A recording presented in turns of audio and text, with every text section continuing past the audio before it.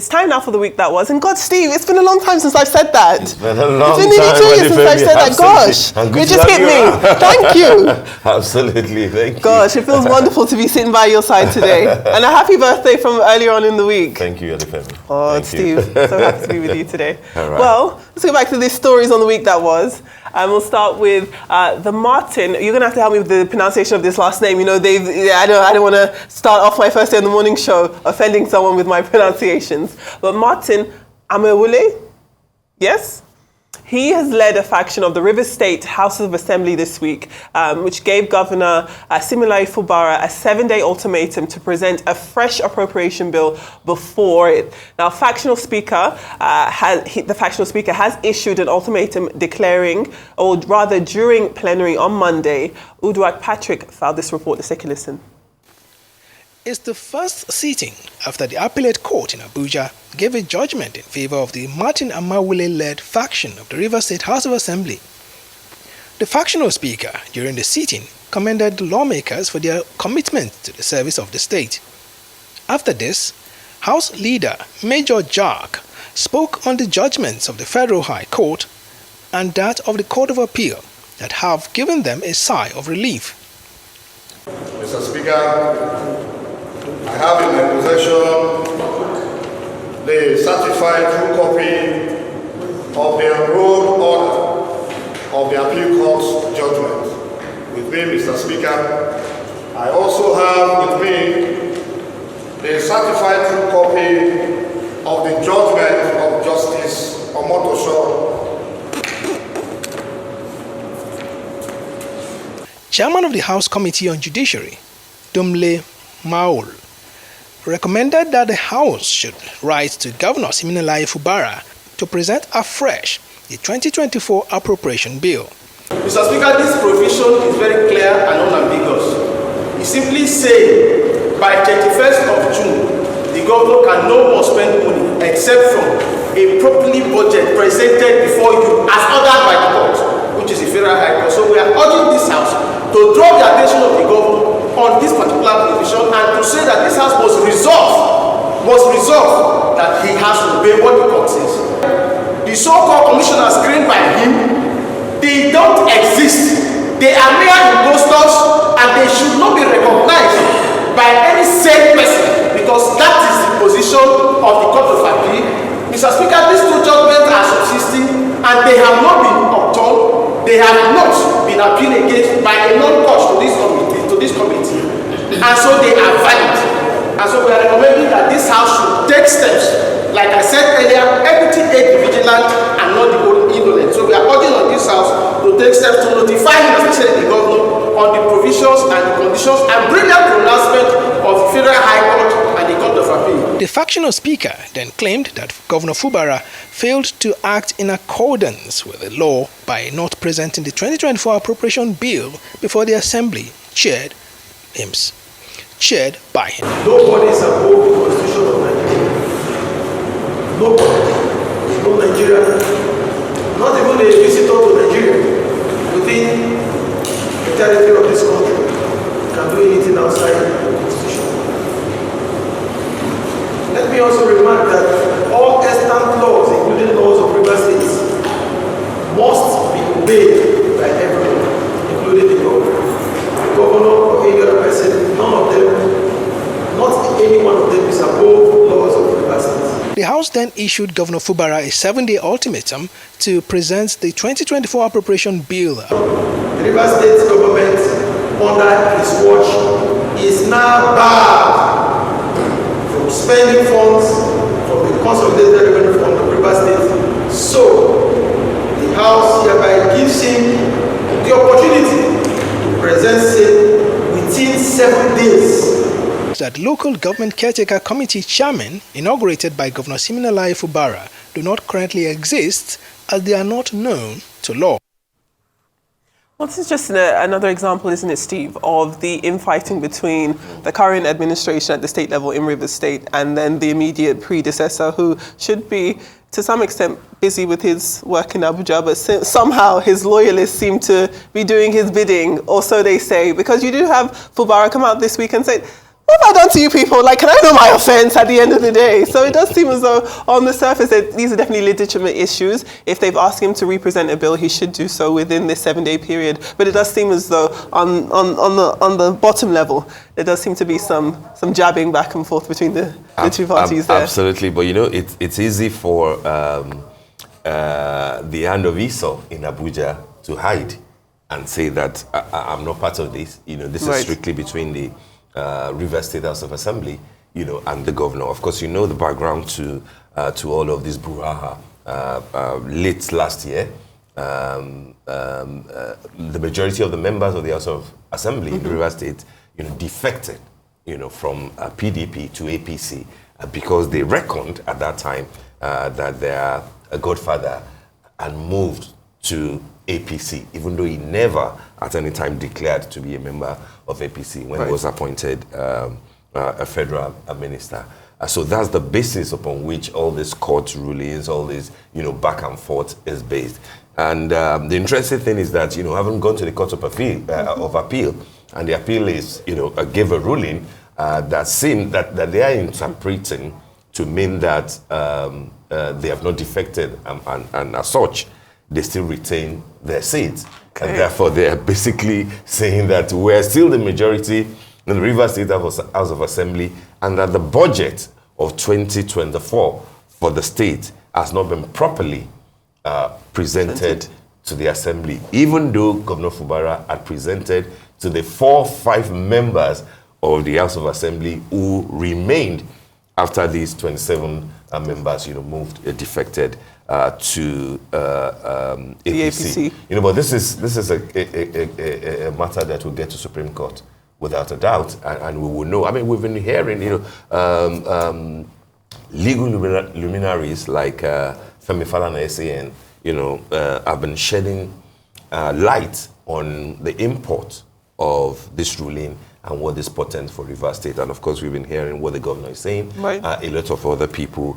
I don't think that the ruling, by whatever interpretation, is the end of the matter. It will get to the Supreme Court, and we will have a pronouncement.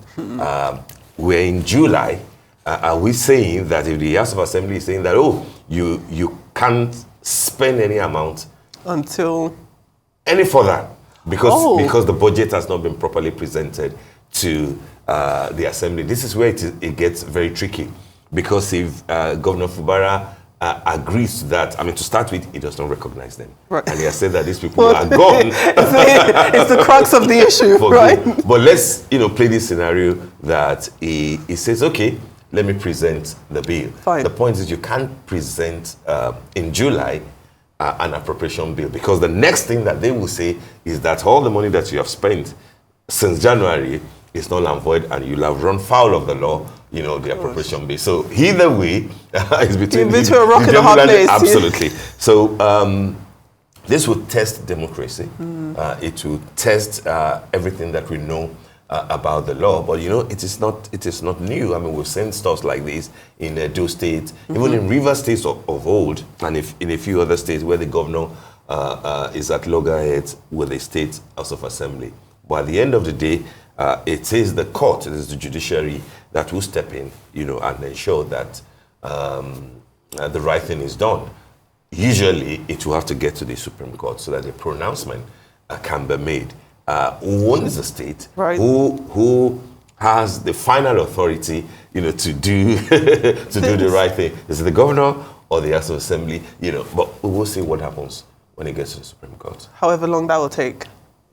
We've done seven months already. Oh, there we go. It's not a big deal. We'll see how it goes.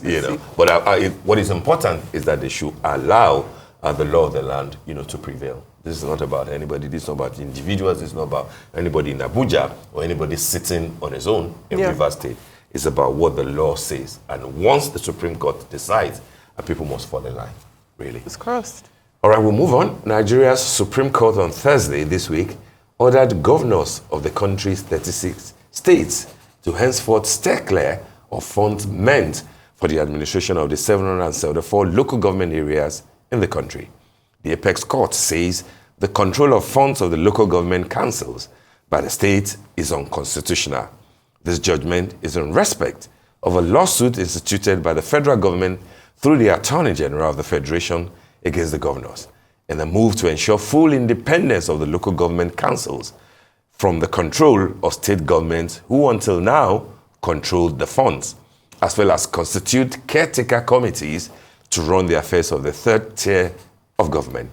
In a landmark judgment delivered by a 7-member justice panel headed by Justice Lawal Garba, Nigeria's apex court says the Constitution under Section 162, 4, 5, and 6 doesn't provide for the existence of a joint account for both the state and local government councils.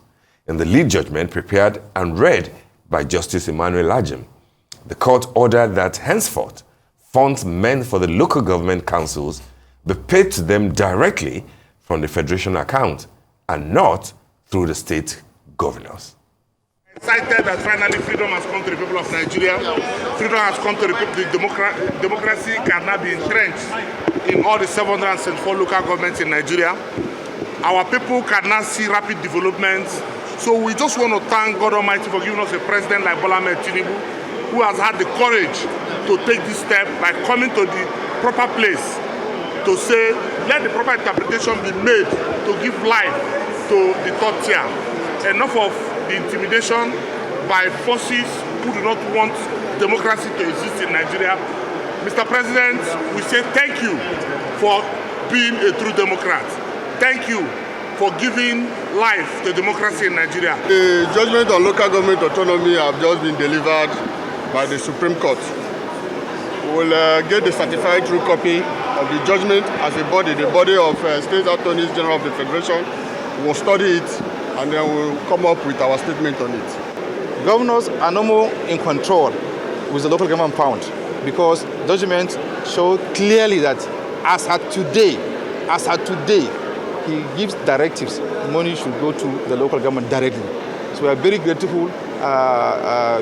Bola Ahmed Tinubu is very determined to change the face of democracy because that 3 tiers of government were always taken. Local government, state government, and federal government. Before, the local government is no longer in existence because without finance, you can't do anything. That's why security challenges is always persistence. Criminals are operating in the local government level because the local government level, there is no more government. No government existing. Nobody to checkmate, nobody to watch, nobody to look what they're doing. So most of the people are now migrated to the state, to the federal government, seeking for contracts, looking for a way to survive because local government is no longer functional. All right. I mean, possibly the biggest news of the week, you know, a landmark judgment without a doubt. But of course, you know that diverse interpretations are still being given to what this portend ultimately for democracy in Nigeria. Instead of having 36 gentlemen, you know, who are state governors, superintending over the funds meant for the third tier of government in Nigeria, you know, the local government, by this ruling, by this landmark judgment, what the Supreme Court is saying that given the desire of the federal government, funds meant for the local government should go directly to all the 774 local governments without, you know, passing through the state governors, especially through what they call, you know, JAC, you know, joint funds that they shared, you know, hitherto with the local governments. Right. On paper, this looks fantastic. I mean, this fortifies the idea that if we are going to run a truly democratic setting, a truly federated, exactly, you know, with federal government, with state government, and with all the local government, this is the direction that we should go. And you know that this is not the first time that this sort of a thing will, you know, come on the front burner. Muhammadu Buhari, the previous, you know, the former president, also tried his best. He was vehement, he was vociferous about the fact that monies meant for the local government should go to them directly. But of course, governors are powerful. You know, governors appoint majority of these guys, if not all of them. Governors tend to appoint all the caretaker committees, yes, you know, when they are tired of the local governments and everything. But here we are, the administration of Asiwaju Bola Ahmed Tinubu is saying that that is not the right thing to do. Even though if you look at it closely, you see that the two gentlemen, the joint ticket holders at the federal level, and the president and the vice president, were governors previously, and they also pretended over the same thing that they are now complaining about. And therefore, there will be interpretations as to what this actually means. When you now have the National Assembly saying that, oh, we will have to implement this judgment, because the National Assembly has to sign off on what goes to the local government areas. What does this mean for democracy in Nigeria? On paper, as I said, this looks beautiful. But then if we scrutinize, if we look closely and dissect, thoroughly, maybe there are political implications, that have not been totally thought through. And therefore, you wonder, is this about now and the interest of the local government councils and areas and a grassroots development, or is this about 2026 going to 2027? Because it might be easier to deal with 776 local government chairmen rather than some 36 governors who might say, hey, we'll decide who gets elected as the president, or this and that. So many views being canvassed. But I think that what will happen is that the governors, particularly through the joint accounts, through the joint body of the, because they've taken the federal government to court, previously, they will have to seek interpretation from the Supreme Court to say that, oh, we were in court earlier about this same issue, and this was the judgment that was given. There are sections of the Constitution that says that monies meant for the local government must pass through the state government. This is why you have people like former Governor James Obori, of Delta State, saying that this will have implications, what the Supreme Court has done. And therefore, what they may likely do will be to go back to the Supreme Court to say that we seek clarification on the judgment that we have given. The same way that a few governors went back to the Supreme Court over the printing of the Naira notes under Emefiele, to say that this is the judgment that you gave. How do we proceed with this governor? Because it looks conflicting.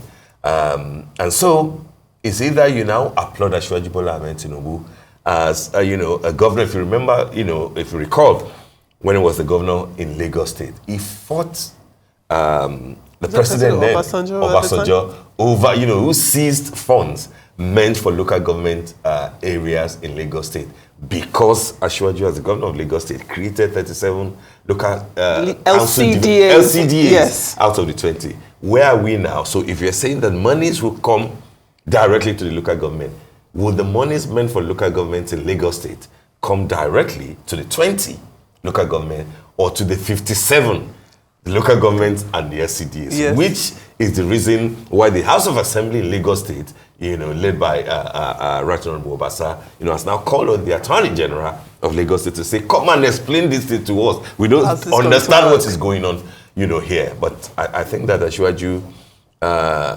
given that is a political maverick, and somebody who understands the game, may not necessarily be thinking of the benefits of today, but the benefits of tomorrow and after tomorrow. And people will have to be careful in dissecting what is actually going on. It looks good on paper.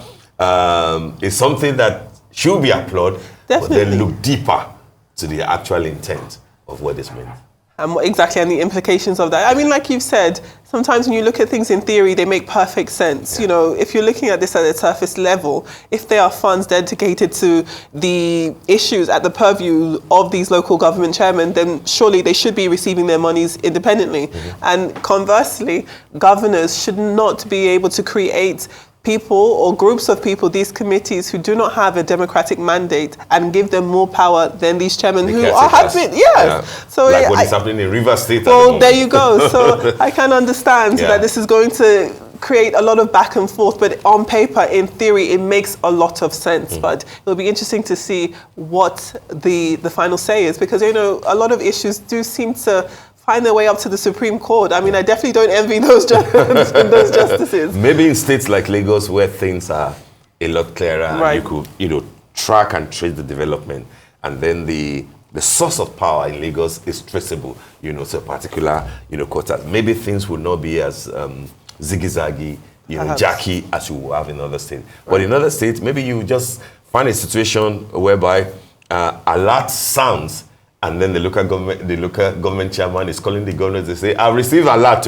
What do I do with it? What's next? What next?" Exactly. You know, so interesting days ahead, especially when the July payment comes in, and then we'll begin to now, you know, look at it and say, is this actually implementable in the manner that the federal government, you know, wants it? But I think that kudos, frankly speaking, should go to the federal government for at least being able to take it a notch, you know, higher than what Buhari did, because Buhari also desired the same thing that, you know, Asiwaju Bola Ahmed Tinubu has achieved. I think that, you know, given that he's the master strategist, as is been celebrated, he has scored another major point, and I think that, you know, the full meaning of what is happening may not be visible until 2026, 2027. Well, let's see. We'll see. Right. Well, still talking about the president, President Bola Tinubu has announced the creation of a new Ministry of Livestock Development, and that's part of a broad effort to address the recurring clashes between herders and farmers. These conflicts have at times led to violence and instability in various parts of the country. Now, State House correspondent Adesua Omorua reports. Nigeria's livestock sector has long been plagued by conflicts between herders and farmers, inadequate infrastructure, and underutilized economic potential. These issues have led to food insecurity, loss of lives, and economic stagnation, particularly in rural areas. But today, a new initiative aims to turn these challenges into opportunities. President Bola Tinubu inaugurates a committee to revolutionize Nigeria's livestock sector. Who says the solution is far? I say no, the solution is here. With these distinguished personalities, we've solved the problem. We've identified the model for livestock management. It is done in other countries, in other climes, successfully promoted. It created great economy and empowerment for ordinary people. This sector will boost agricultural productivity, enhance export opportunities, and stimulate economic growth by fostering a robust value chain that benefits farmers, processors, herders, distributors, and consumers alike. In addition to the committee, the president announced the creation of a new ministry. This presents a unique opportunity also to delineate and establish a separate ministry called the Ministry of Livestock Development. We develop the economy, give people opportunity to excel. President Tinubu also called for support from state governments and appoints Professor Atairu Jega as deputy chairman. He, however, thanked former Kano governor and current APC national chairman Abdullahi Ganduje for organizing the National Conference on Livestock Reforms. At this junction, I will appeal to remove every taint of partisan politics from it. I assume the chairmanship of the committee as the president, and appoint Professor Atairu Jega as my deputy or co-chair. This is not about politics. This is about opportunity. This is about our nation. The governors are hereby represented. Any law that might inhibit the promotion and the actualization of our objective. The Attorney General is here. Please give it a priority. And budget and economic planning is there. I find a budget head for it. The committee was formed after receiving 21 recommendations from the National Conference on Livestock Reforms, including creating the new ministry. We definitely cannot appreciate Mr. President enough for finding this as a very key source of social stability and economic prosperity in tandem with their renewed hope agenda. The Presidential Committee on Livestock Reforms has been assigned the task of implementing comprehensive changes within Nigeria's livestock industry. Although no minister has been appointed yet, the future minister will join the largest cabinet in the country's history. Whether President Tinubu's initiatives will effectively address the ongoing farmer-herder clashes remains to be seen. Adesua Omoruan, Arise News. Very good. I don't know, Steve, I'm not swayed. I think that when we're looking at holistic solutions, right, it is unfair to criticize profit solutions on arrival. So to one extent, you can definitely say that this is a good thing, right? There is movement in the right direction. This is an ongoing crisis, and it makes sense that the president has decided to create a ministry tasked with solving issues across the board. However, there's also the issue of, there's one thing to appear competent and there's another thing to actually be competent, right? And I think oftentimes we see situations where the appearance of competence is celebrated over the competence itself. So while you can say a ministry has been created to find proper solutions to solve these issues, you just think, but why? And how much time, how much money is going to be divulged into paying people to solve the problem when problem could be solved beforehand? And surely this was also a campaign issue too. I don't think that the solution during campaign was we're going to create a ministry. It just seems as though we're kicking the can further down the line. In the meantime, land is being damaged. People are calling for answers. It's fueling insecurity across the country. And I just don't know that the creation of a ministry in Abuja is really the solution that this problem needs right now. So, I get your point, Adefemi. But you know, I approach issues like these, thinking of those who took the decision, how they arrived at it. And I think that when you consider the pressure on a government after 1 year that is still kind of struggling to get the endorsement of the generality of the people, there are some ideas and proposals, low-hanging fruits that you will want to take, just to be seen to be working. And I think that the demand, because this is essentially as a result of the demand by Mietiala, which over the years they've made, but which of course culminated, I think, by May, June, when they were emphatic about the fact that they think that what will solve these farmers, herders clashes will be the creation of an independent ministry that will deal with livestock. But when they say livestock, they're just, sugarcoating the idea. They're just basically talking about, their trade, and their business, of cattle and everything. And I think that maybe a few people will just will have, sat down with the president and say, hey, Your Excellency, we need to move forward on this thing. And they will have given him what to consider. Right. Give them the ministry, let's see if this will douse tension and everything. But of course, I agree with you. And I followed the discussions, in the media about why this may not make sense at a time that the same government is saying that they will need to cut down on cost. To start with, this is the largest cabinet ever, right, in the history of Nigeria. What the Constitution says is that there should be a minister per state.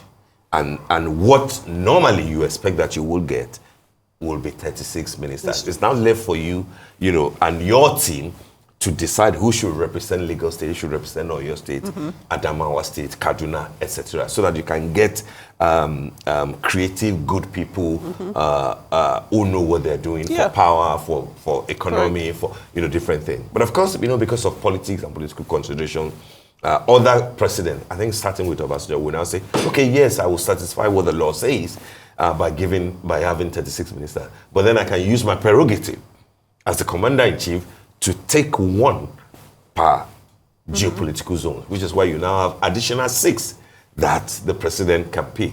But what Asiwaju Bola Ahmed Tinubu did is that not only did he appoint 36 and then the additional 6, he now added, people for reasons that nobody can explain. Because if you are on the one hand saying that we will implement Orosoye report, which basically sought to downsize government machinery and reduce costs.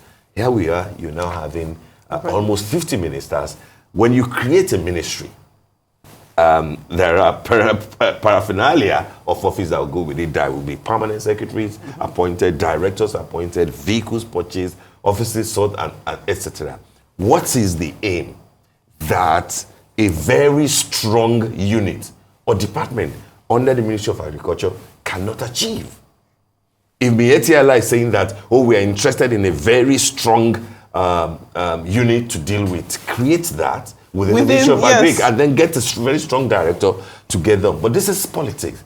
And it speaks to the thinking that maybe all the cattle rustlings and all the wahala that everybody has been facing is politically motivated. Right. And you know what they say?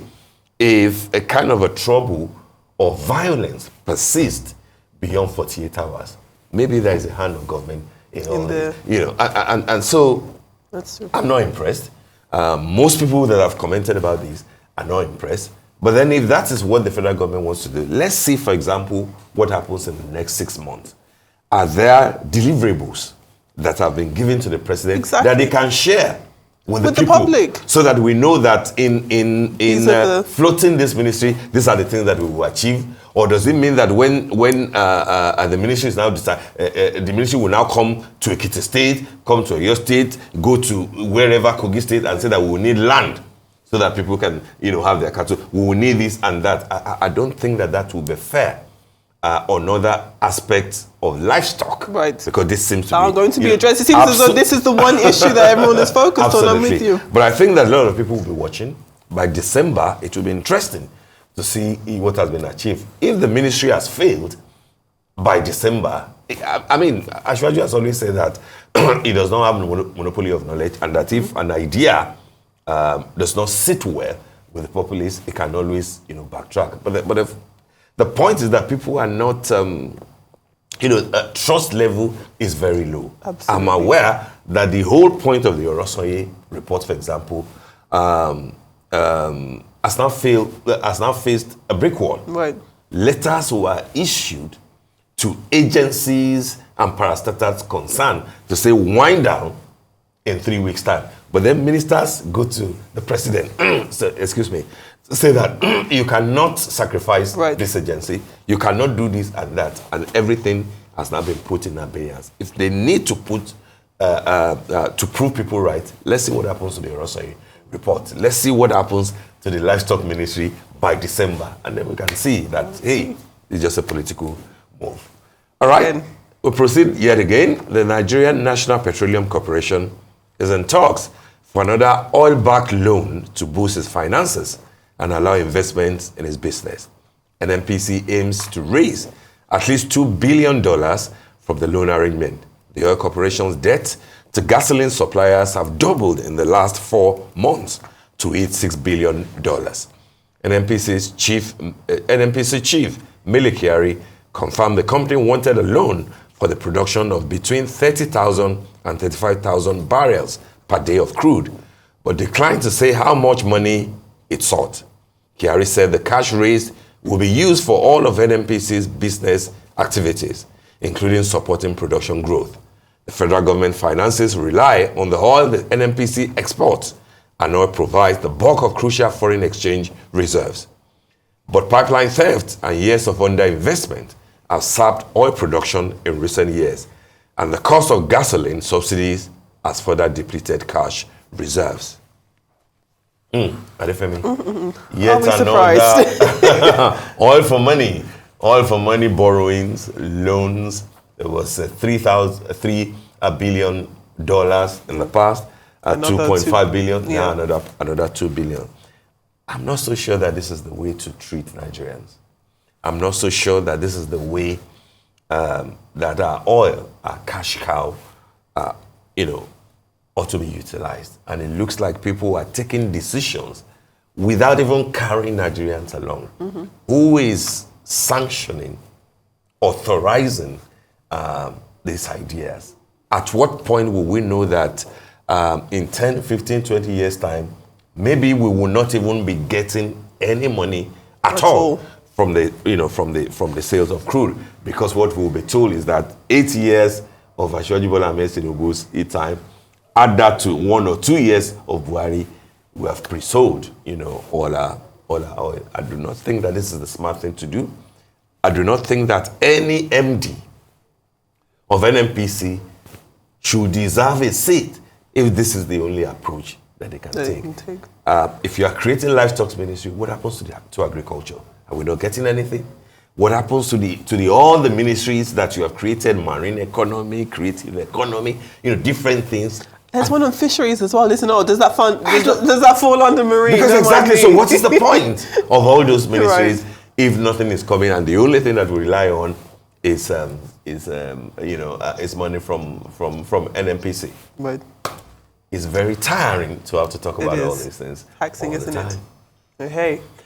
Well, that will be all on the week that was. But as we go on, we will take a minute or two to bring you up to date with news making the rounds around the world. And where else to highlight that but our own Plateau State, where search and rescue efforts are going on at the site of a school building collapse in Jos, the state capital.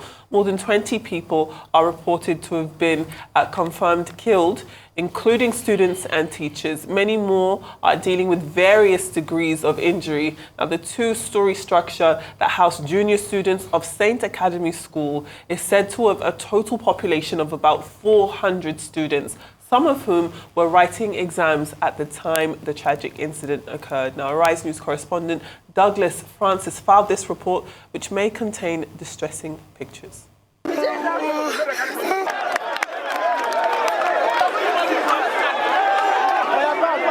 It was a Black Friday in Jos, Plateau State capital, as the school building housing over 200 junior students of Saint Academy located in Jos North local government area collapsed, leading to the death of more than 20 students and leaving others terribly injured. The incident, which occurred around 9:30 in the morning while the students were writing their final term examinations, caused panic in the school as teachers, parents and students ran in confusion. Some military officers later arrived at the school to begin rescue operations. The principal of the school, Daramola Ekundayo, describes the incident as unfortunate while narrating what happened. A number of them have been rescued.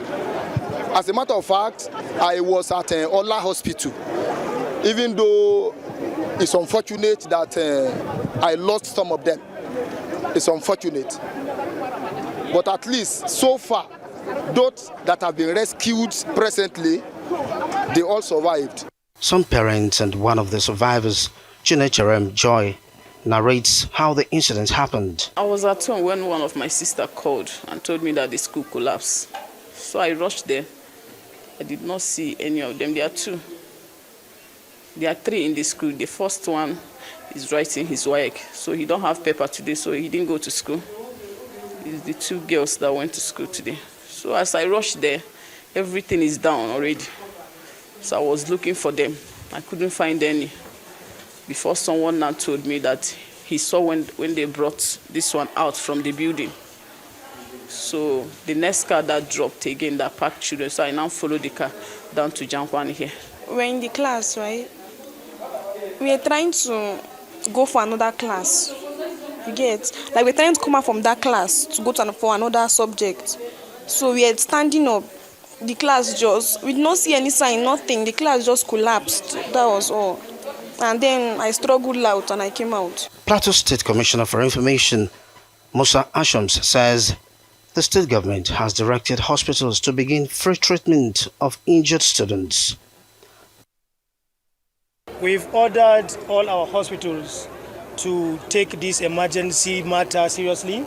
As they step in, there shouldn't be need for any documentation or any need for people to ask for money or anything, because it's an emergency situation. Other rescue agencies spoke on the incident. Information we gathered that there are pupils writing their exams as at that time.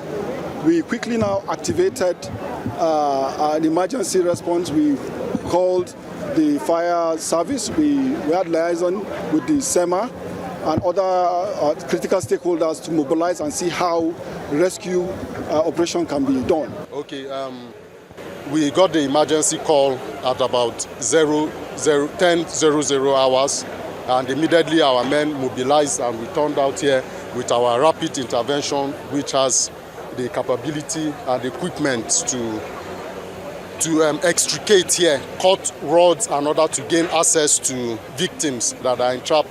Rescue operations had since begun.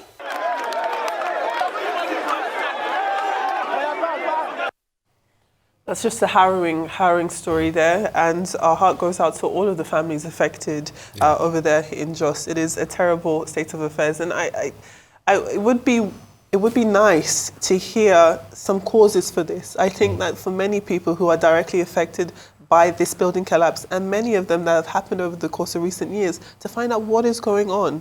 What is the problem? Is this an integrity and architecture problem with these? Is it overcrowding?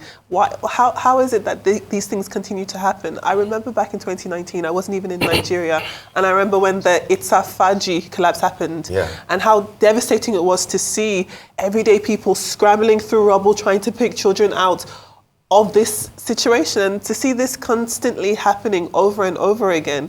I think sometimes, to some extent, you can become desensitized, but we can't. We cannot, because these are literally people's lives at stake. So now we'll spend a few days covering the recovery process, trying to see if there are any more signs of life under all of this rubble until the next one happens. I mean, what is actually happening in this country? How is it that children are going to school and not coming back home? It's not. This is not the way to live. You're very correct, Adefemi. This is a physical planning issue, and it's so sadly rampant. Practically in all the states of Nigeria, we've witnessed so many. In Lagos, it happens in Abuja. Now we've had another one in Jos. Not just a residential, place, but in school where pupils and students are found. I think that this is something that government will have to look into. But sadly, it looks like it is the state government that directly deals with physical planning issues, which is the reason why up till today, everybody is still talking about the national building code that ought to stipulate what is the standard, what are the punishments, for things like this. It's fairly clear in Lagos. I mean, for example, if there's a collapse like this in Lagos, government takes over, the premises of that. But what happens in Plateau State? What happens in Oyo State? What happens in Benue or in Anambra State? Particularly with developers who take advantage of situations like this. I think that the law will have to be strengthened, and then the existing law itself, as weak as it may be, will have to be fully implemented. The National Building Code is essential. And I've had so many engineers, so many builders in Nigeria talking about the need to have that passed. Whoever is in charge of it, because you can't really pinpoint who's in control as far as the federal government is concerned. So states will have to deal decisively with this sort of a thing. We're losing too many lives, too many destructions on account of people who are taking advantage because they just want to get, quick money. Sad. Very, very sad. Well, that's all on the news making the round.